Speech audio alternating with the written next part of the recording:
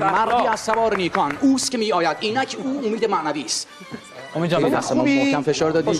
توقع نداشتم. بفهم بفرمایید. خواهش می‌کنم. خودت دیگه میزبانی کلا. شما که میدونستید ما امروز میایم چرا صندلی کم آوردین؟ نداریم همین ستاست. واقعا از اینکه در فقر و بدبختی زندگی میکنید براتون متاسفم. استودیو روش فکر شده. بفرمایید. خب حسن ریوندی عزیز یکی از هنرمندان خوب تقلید صدا امروز مهمان برنامه بوی عیدی هستش. من به خودم میبالم چرا چون بزرگ مردیه در عرصه هنر و همه دوستش. نه چرت و پرت نمیگم به خدا. دیگه حالشون به هم میخوره. من و تو به هم نون قرض بدیم. من میگم حسین اکبری یک مجری جوان. آقا واقعیته. حسن ریوندی یکی از نه دیگه کشتی بگیری. حواست باشه. اکشن دوست دارن. بیا بیرون از این فضا. حسن ریوندی یکی از سیاوش قاسمی تو هواپیما بودیم. چی شد؟ چه اتفاقی افتاد؟ میرفتیم کیش برنامه اجرا کنیم. خب سیاوش زد به من گفت حسن راست میگن از این بالا آدمو اندازه مورچه دیده میشن. خودم مرد حسابی هواپیما نپریده، اونا لوله مورچه هاست خراب شدن اومدن بیرون. تو مسیر میرفتیم به سمت کیش. خب بالاخره وقتی هواپیما به صورت فلت پرواز میکنه بالا و دیگه شما میتونی از لپتاپ، تبلت، گوشی تلفن استفاده کنی. بعضیا MP3 استفاده میکردن، بعضی از گوشی تلفن، بعضی از تبلت، لپتاپ. سیاوش دید هیچی با خودش نداره، کم آورد. یه گوشی 1120 داره مال عهد تیرکمانشاهه. آره.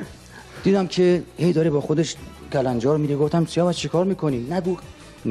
دور از دیدگان من یه دستمال کاغذی رو برداشته بود، نوکشو کرده بود تو جیبش، باقیشو آویزون کرد.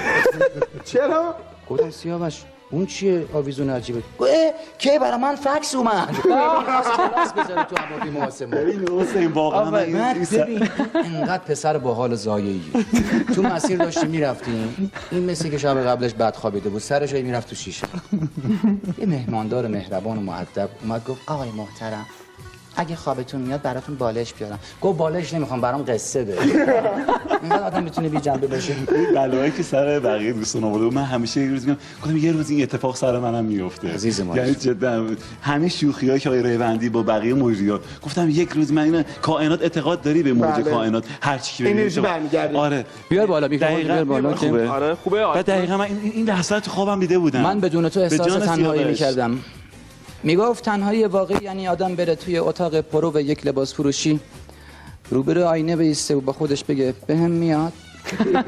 تنهایی واقعی یعنی برات پیامک بیاد یا همراه اول باشی رانسل یا تبلیغات قابلمه. تنهایی خیلی بد دردیه. تنهایی سرمنشأ خیلی از بدبختی‌ها و گرفتاری هست. خب چی؟ بله امید معنوی عزیز من تو رو دعوت کرده بودم. امید برام امید چقدر بزرگواری که منو خواهش بخشیدی. می‌کنم حسن جان. خواهش می‌کنم از این بعدم صحبت نکن، بذار من ادامه صحبتامو داشته باشم. بینندگان عزیز امروز یک برنامه متفاوت خواهید دید. چرا که هنرمندانی که اینجا هستن از دو طیف مختلف هستن. سیاوش قاسمی یک هنرمند طنز، یک صداساز، یک صدا پیشه، یک تقلید صدا و ریوندی یک شومن، یک استندآپ کمدی. حالا به زبان فارسی نمیدونم به کار ما چی میگن. من خواهش میکنم از دوستانمون در فرهنگستان لغت بیان یک واژه زیبا و شکیل رو برای این هنر انتخاب کنن که من بتونم خیلی راحت با زبان شیوای فارسی خودم رو معرفی کنم که کار ما چیه روی صحنه. و در کنار من نغمه سرای آینی، مردی با صدای آسمانی و مخملین، وقتی میخونه انسان احساس بسیار خوبی داره. امید معنوی عزیز، وقتی اولین بار کارش رو از تلویزیون شنیدم باز این چه شورش هست بود. فکر کنم خوندین شما در سن 12 سالگی فکر کنم. یک نوجوان با تراوت مثل بچه‌ای که اینجا حضور دارن. البته خب شماها یه خورده تراوتمون کمتره. آره یه خورده بیشتر رفتین به سن. پیر شدین میگه نه؟ نه پیر نشدین، تو رشدین.